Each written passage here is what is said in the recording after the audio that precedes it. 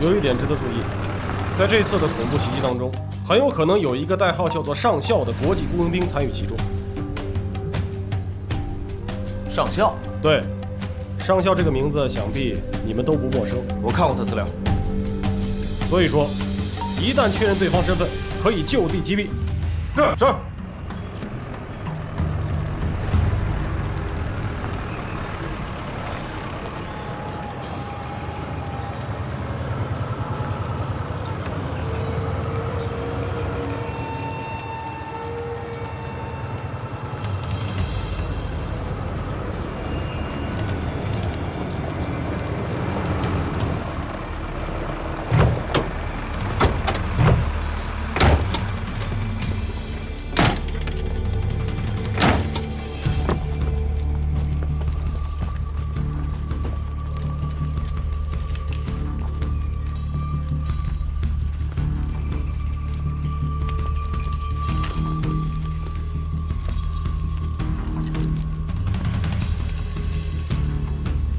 搜救幸存者，确认伤亡情况。是。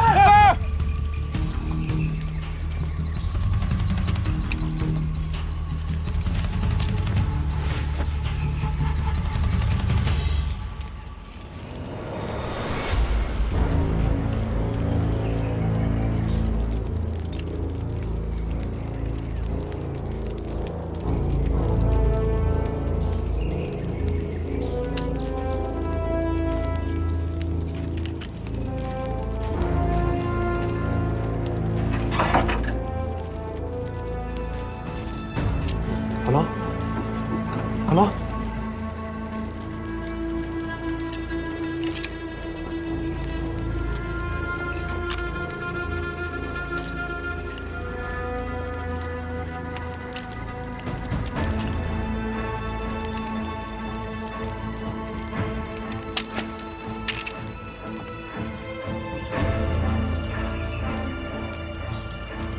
你还好吗？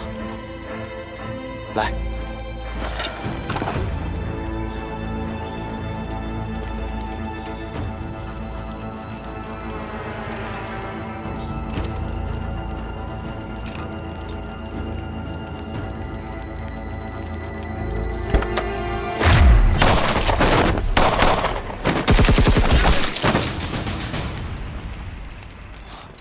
老宋，指导员，你受伤了，我没事。让我看看。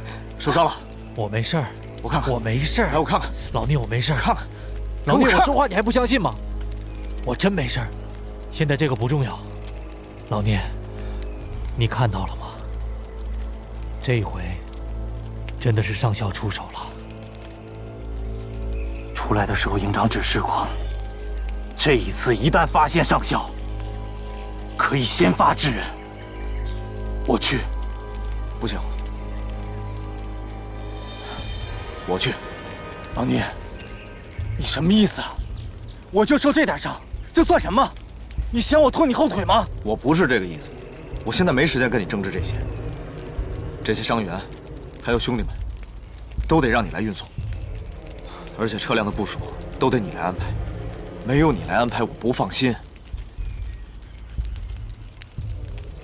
老毕到，伤员情况怎么样？报告，除个别幸存者以外，伤亡惨重。另外，发现友军一辆吉普车可以用。那这样，老聂，那辆吉普车我用来运送伤员，但是特战队必须跟着你，这样我才能放心。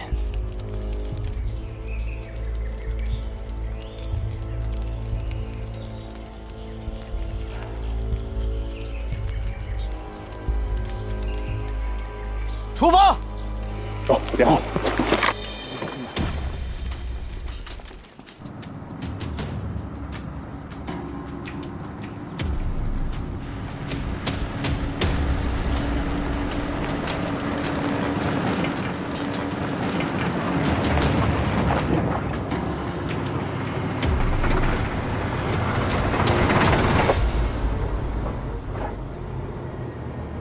队长，我已经追踪到埃方友军被劫车辆的卫星定位了，基本可以确定他们的逃跑路线。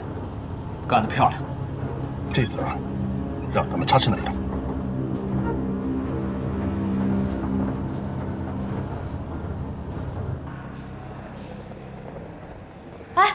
晨，童医生，这些伤员怎么回事？这些是帮助我们联合国运送特派物资的友军，他们遭到了恐怖分子的袭击。我们赶到的时候，物资已经被劫空了，聂风还在追。行，他们交给我们吧。你也受伤了？啊，我没事儿，一点小伤。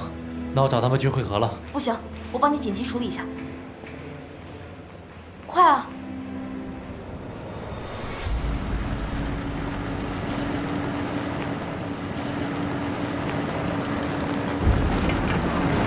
队长，根据卫星定位显示，恐怖分子是穿过河床逃走的，我们应该很快就能追上。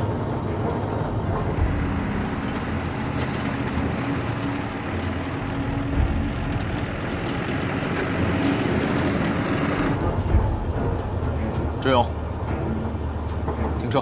好。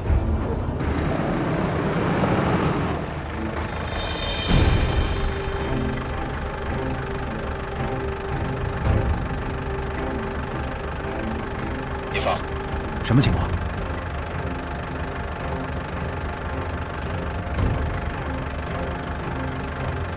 一切都太顺利了，有些不太对劲。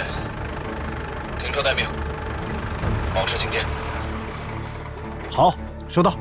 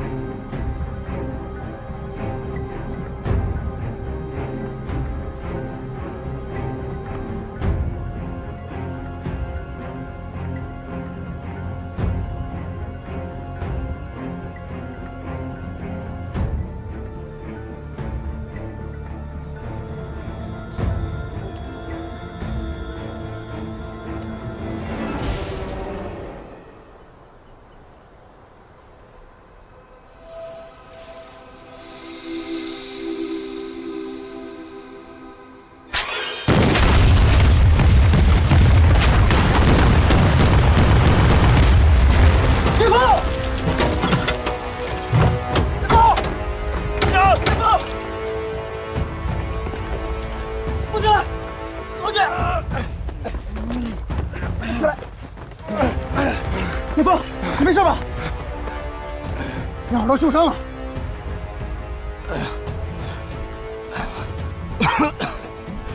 有埋伏！吴阳，到，准备排爆机器人。是。快！没有我的命令，谁都不许离开这半步。好。哎，你干嘛去？一定有人在盯着我们，我去看一看。你受伤了？我没事。聂风，所有人坚守站位。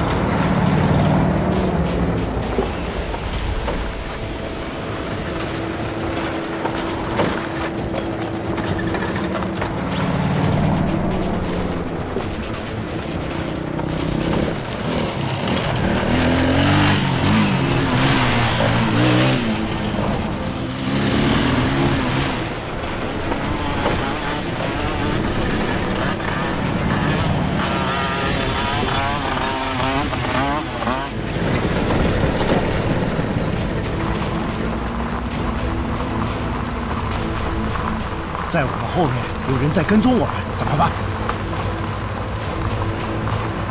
我们分头行动，好的。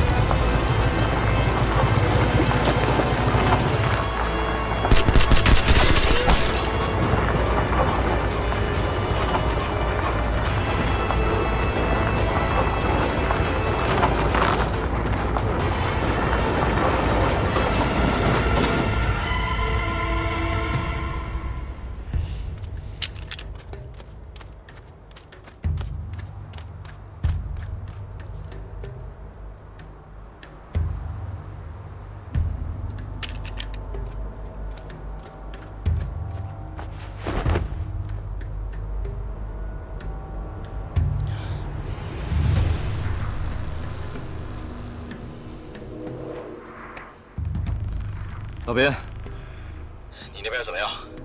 牧羊正在排雷，已经差不多了，估计很快就能跟你会合。你那边怎么样？只寻回一小半的物资，能找回来就不错了。排雷结束之后，迅速与我会合。收到。注意安全。你小心。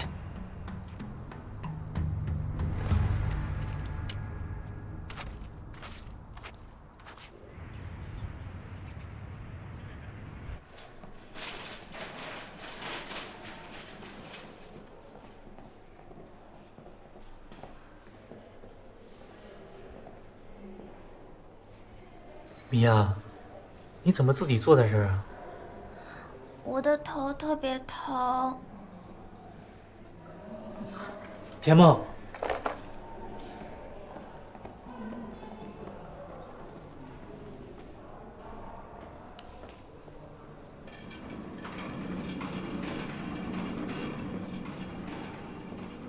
那是罗杰的床，我认识。他昨天晚上就说他头很疼，然后他今早就死了。我现在也头疼，我明天早上会死吗？我害怕。不会，你不会死的。一会儿医生姐姐就过来了，会把你治好的。好吧，那我就回病房等医生姐姐。嗯，我带你回去。我带她回病房了。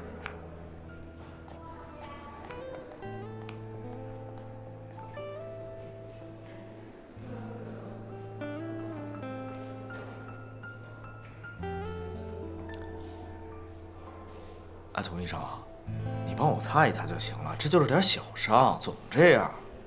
你是医生还是我是医生？这里的病毒分分钟要了你的命。啊？你说什么？我听不见，大点声。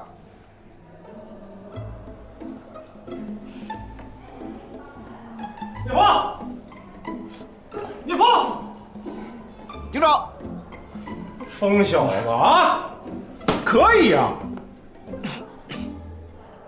刚刚埃方致电我们大使馆，向我们表示了诚挚的谢意。听见没有？哎，建成，通知炊事班加2个菜。好，好好庆祝庆祝。佟医生，一起啊！谢谢营长。请进。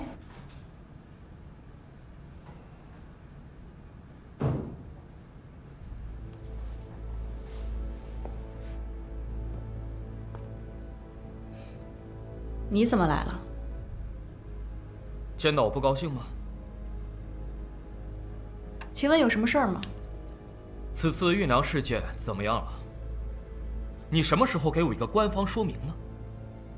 布拉德先生，我已经召集了各国代表来开紧急会议商讨此事，有任何的进展，我会第一时间通报你。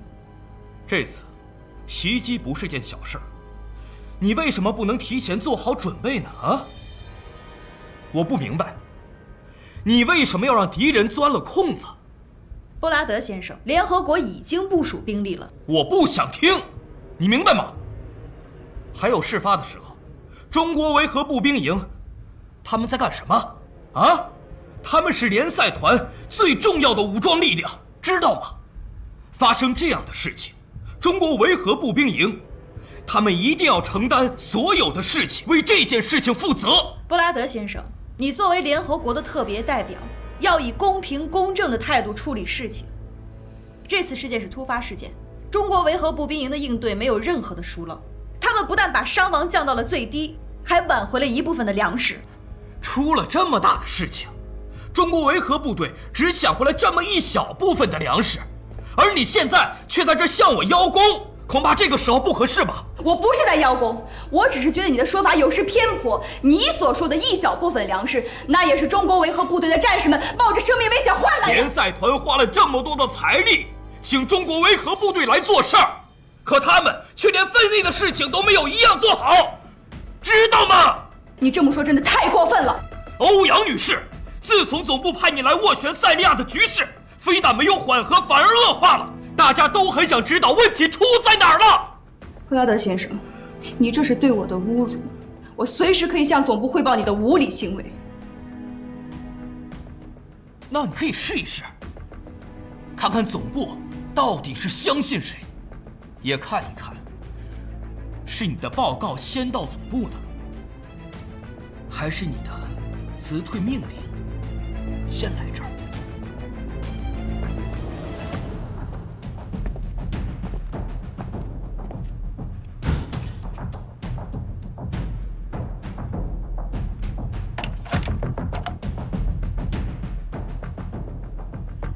立刻联系各大媒体，发表声明，通报埃塞俄比亚运输粮队在丹城城郊遭到了抢劫。声明中务必要痛斥暴徒，表明联赛团追究此事的坚定立场，明白吗？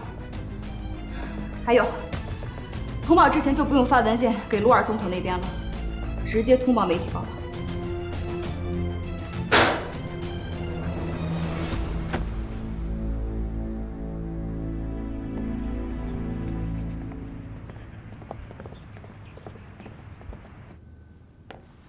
这起突发事件，我向中国维和步兵营表示感谢。你们不仅帮助我们减少了损失，还保护了我们的安全。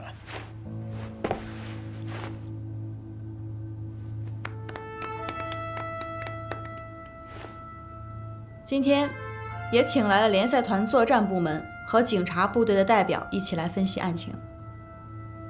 这次突发事件，必须要找到元凶，查清真相。关于恐怖分子的个人信息，中国维和步兵营上尉军官聂风为大家找到了一些有价值的线索，请他为大家介绍情况。大家好，我是中国维和步兵营特战队队长聂风。途中的友军牺牲，大都是眉心中弹，一击爆头。很明显，这出自顶级职业杀手所为。如果我推测的没有错，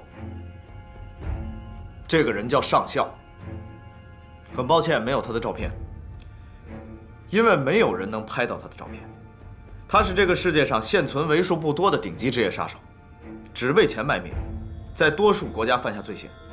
他的军事素养和反侦察能力都极强，没人能抓住他。那我们要做什么才能保证我们运输车的绝对安全呢？聂风，你是怎么知道这个人的？因为之前在委内瑞拉执行任务，我翻阅过一些通缉犯的资料，其中有一个人的资料就是上校的。他的特点不只有一击爆头，还有枪械、子弹，大部分都是特制的。他的子弹打到对方的头颅之内，还会产生2次连爆，这也是我判断是他的原因。但是我真的没有想到，能在塞利亚这个地方遇到他。既然现在有了头绪，我立刻通知维和警察部门同国际刑警组织联系，直接进行国际通缉。稍后我会向鲁尔总统通报，让塞利亚军方和警方在塞利亚全境内展开搜捕。但是高营长，我觉得除了中国维和步兵营，没有人能抓住他。所以联赛团授权你们继续全力配合抓捕恐怖分子。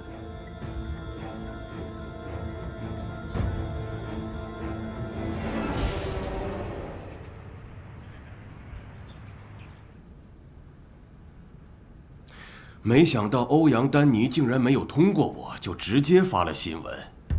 这下好了，全世界都知道了，我塞利亚到处都是饿死的难民，到处都是杀人的恐怖分子。直到现在，没有任何组织为袭击运粮队负责。我们现在真的是太被动了，所有的矛头都指向我们。我们必须要做点什么来挽回我们的颜面。戒严令下达以后，单城连一只苍蝇都飞不出去，所以这件事很有可能是恐怖分子干的，也很有可能是单城外的反政府武装余孽策划的，目的就是为了扰乱当权的政治局势，制造舆论危机，对我们的政府进行施压。没想到局势会发展到这一步啊！看来，我们要共度难关了。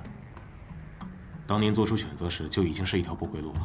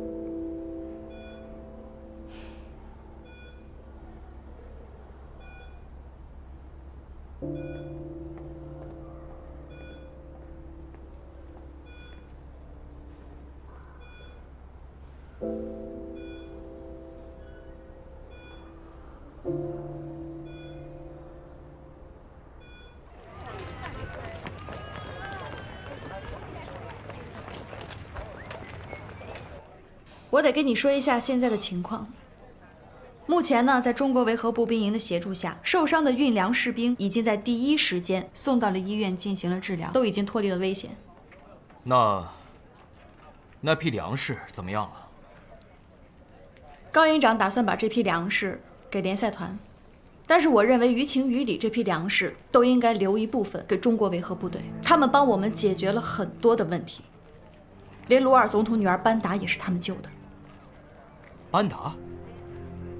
对，如果没有他们，班达活不到现在。那么，班达现在怎么样了？不太好，伤得很重，现在是植物人的状态，一直在医院里。所以，班达现在在医院里面。说实话，单城出现麻烦，多亏有中国维和步兵营，如果没有他们，这些事情真的让我后怕。如果这次粮食真的全部被劫走的话，联赛团不仅颜面尽失，我们在塞利亚可就更加的困难了。那么就按照你的提议去办，把一部分粮食留给中国维和部队，怎么样？哦，还有一件事儿，联合国的物资进入丹城的相关事宜，我想让你跟鲁尔再去交涉一下，让他再放一批粮食和物资到丹城来。这个我跟鲁尔已经谈过很多次了，他的态度你应该很清楚，他真的是一步都不肯退让，他一定要坚持他自己的想法。我知道很难，可是这次粮食被恐怖分子劫走一定不是偶然的事情，类似情况还会再发生的。丹城一天不解除戒严的话，粮食危机就不会结束，安全局势也会更加恶化。欧阳女士，现在的问题，鲁尔并不是最重要的，丹城还有别的恐怖势力存在，不是说解除戒严这么简单的事情。还有，那么多恐怖的势力在盯着这里。布拉德先生，你所说的恐怖势力是什么？什么叫不是解除戒严这么简单？你怎么知道？我只是猜测而已。你是谁啊？你不用知道我是谁。啊！但请你考虑清楚，我给你一个选择，你真的想打那个电话吗？别试探我。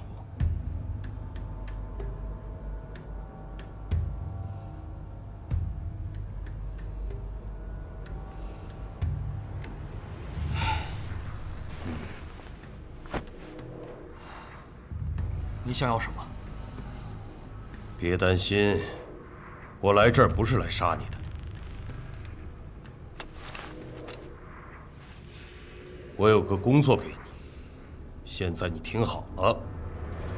我想让你把粮食送到联赛团医院，2天内必须到。医院？为什么？你要做什么？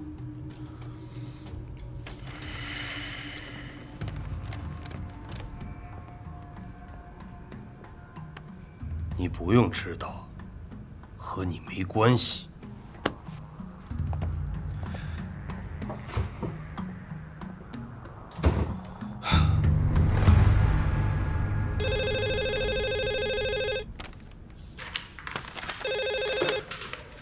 你好，请讲。欧阳女士，我现在想让你尽快把物资送到医院。医院？可是这批粮食是专门救济给难民的，恐怕不合适吧？听着，保证医院能够正常运转，对于联赛团而言是重中之重。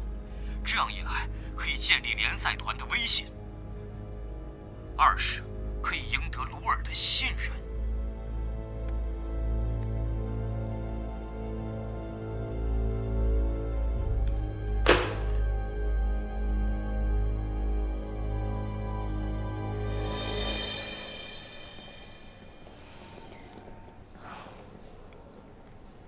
童医生，哎，你怎么在这儿啊？我来看看建晨。哦，你脸色怎么不对啊？没有，刚下了一台手术，有点累。哦，你有时间吗？有啊，怎么了？哦，没什么，想找人说说话。啊，太阳打西边出来了。算了，你忙你的吧。不是，我这不是受宠若惊了吗？怎么了？心情不好？没，就是有点郁闷。要不这样，你呀，今天把我当垃圾桶，有什么负能量跟我释放释放。坐吧。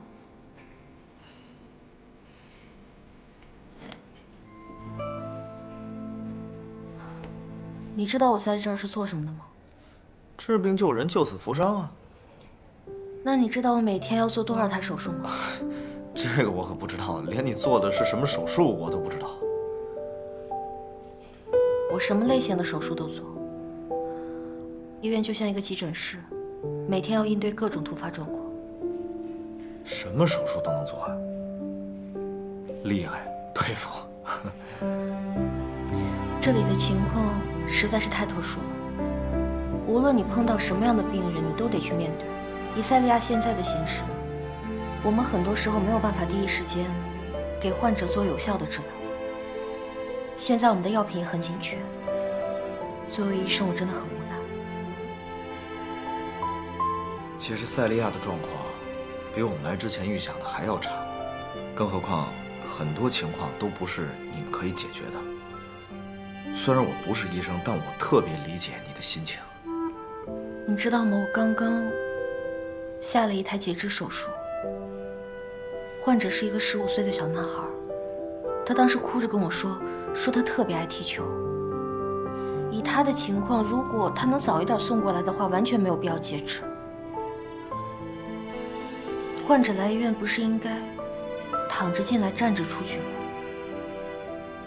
但是我刚刚却让一个小男孩站着进来躺着出去的，这是作为医生最痛苦的。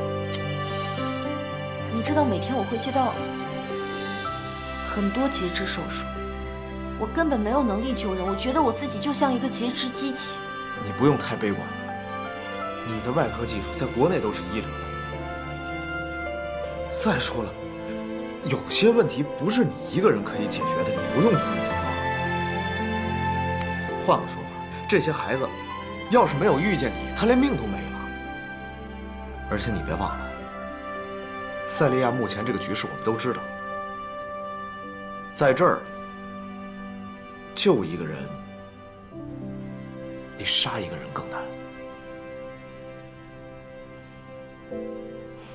我就是觉得自己特别没用，我的道德准则每天都在折磨我。我特别想要给那些病人最好的治疗，可是在这儿我真做不到。你其实真的不用想的太多。作为一名医生，你已经做得很好了，你挽救了那么多生命，对那些病人来说，你就是天使。先不说这个了。哦，对了，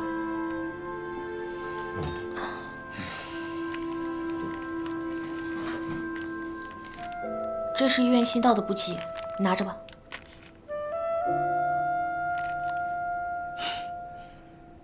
这个你们这儿都有啊？联赛团说了，有补给优先给医院。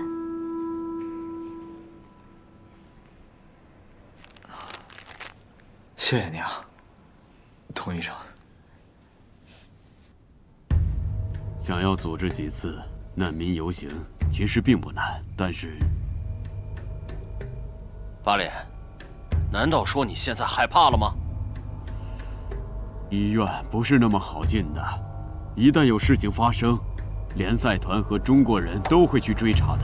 我们应该从长计议，慢慢来。慢慢来。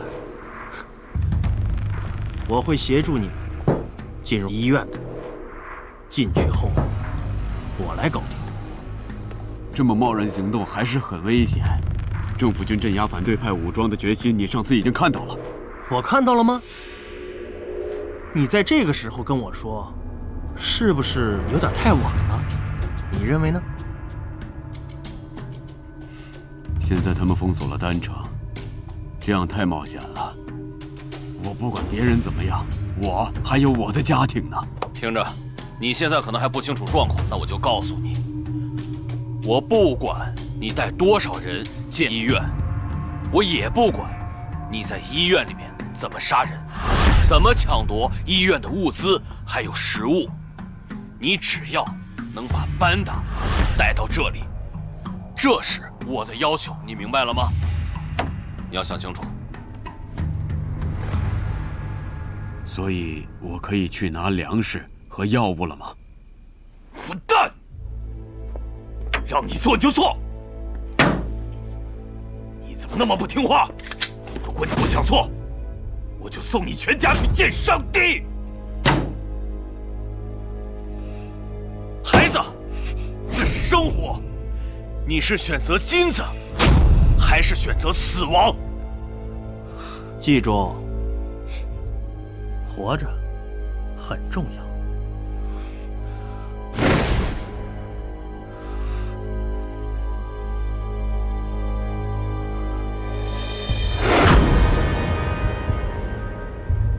我选择金子。选得好。现在滚出去！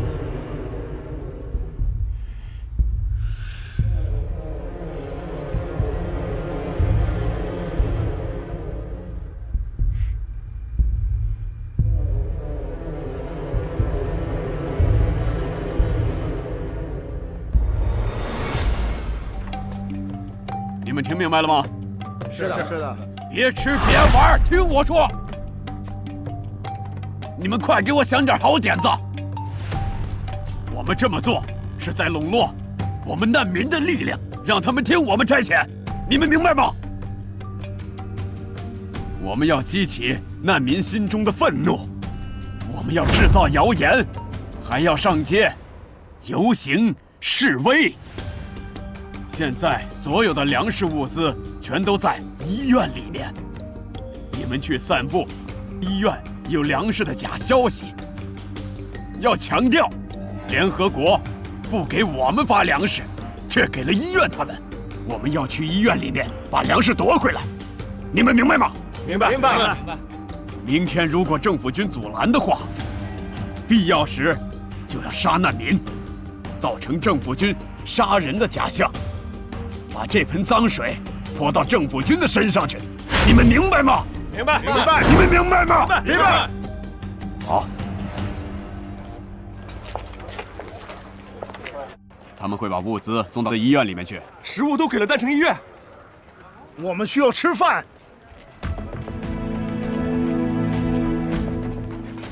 我们都快饿死了，居然还给医院送粮食？难道医院比我们还重要？这真的是太可恶了。医院有很多需要救助的难民，所以我觉得没问题。我觉得食物应该给他们呀。这些食物是属于我们难民的，我们都没分到，为什么要给医院？食物给医院有什么不对？我的父亲被医院的医生救了命。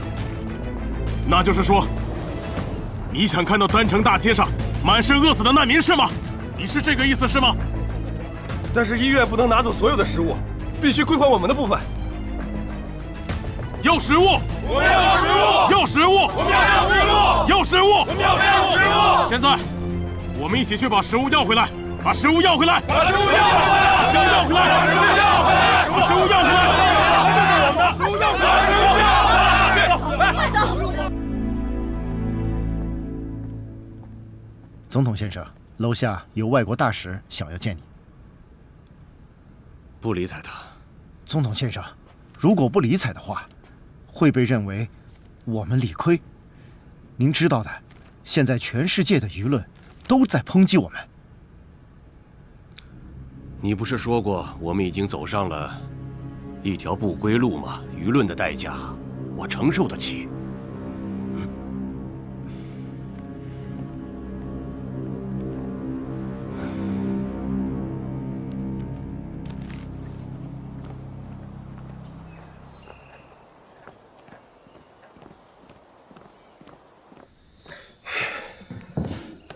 哎呀，我这现在脑袋嗡嗡的响，肯定就是被那些地雷弄的。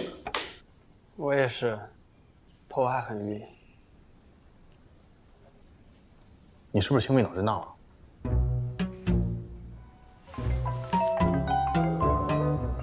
欧阳，你手机。谁呀？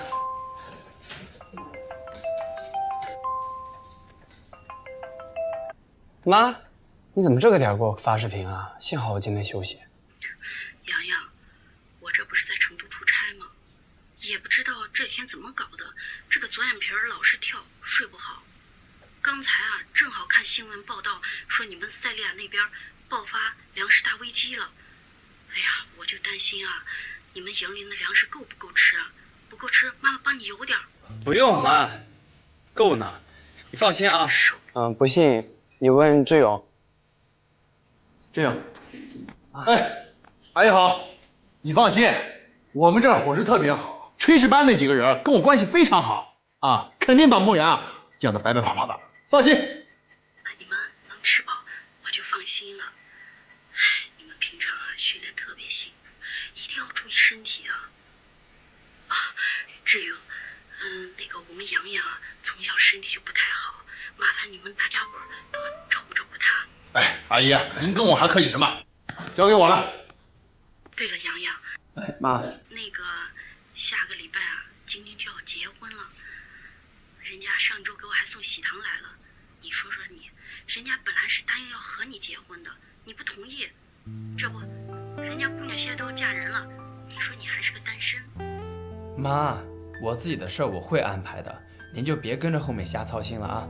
哟，听你这意思，你是有情况了？情况是有，但没戏。你说你没戏，没戏，你瞎喜欢什么劲儿啊？就喜欢着呗，万一有一天人家喜欢上我了呢？洋洋，妈可告诉你啊，你得抓紧点跟我谈恋爱，我这个着急当奶奶呢。行了，妈，你放心吧，知道了。对了，您这次去成都待几天啊？我再待几天，我就回去了。那行，那您要是忙完了有空，替我去趟乐山，去小鹏家里看看。放心吧，妈妈这都安排好了，你就好好训练吧，别瞎操心了。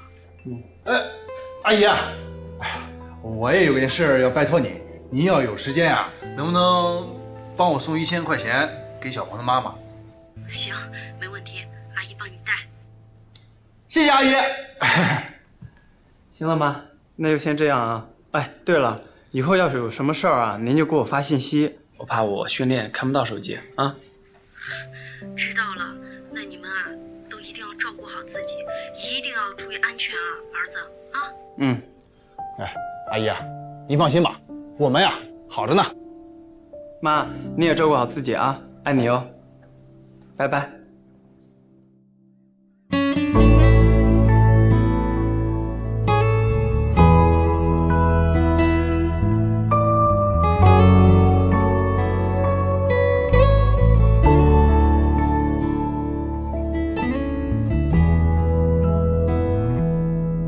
有一双眼眸流下的泪淹没了星河，看暴雨滂沱，无声守望着。